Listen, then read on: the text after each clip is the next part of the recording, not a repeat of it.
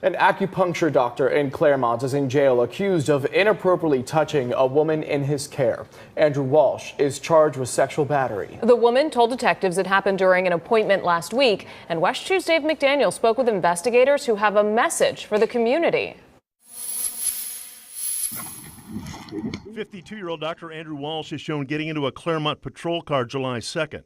A patient accusing him of violating her during an exam earlier that day. Report that she had been sexually battered by the doctor inside of the exam room. According to the report, the woman left after her appointment, drove a short distance, and when she saw Claremont police officers at a convenience store nearby, she pulled in and shared her story. She was emotionally, visibly emotional. She was having a really hard time dealing with it, but we've been with her every step of the way.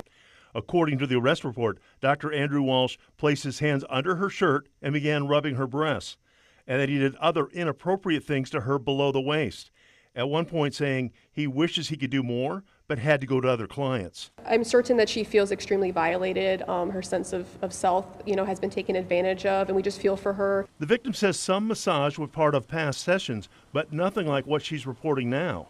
In a phone call to Dr. Walsh with investigators listening in, she asked him what she should make of what happened.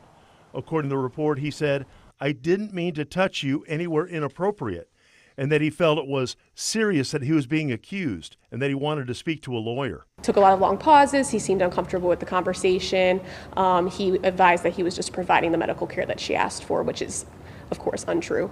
Claremont police want this message out. Ask the community if they have any further information or if they've also been victimized, that they please come forward and make contact with us so that we can speak with them. Right now, they know of no other incidents.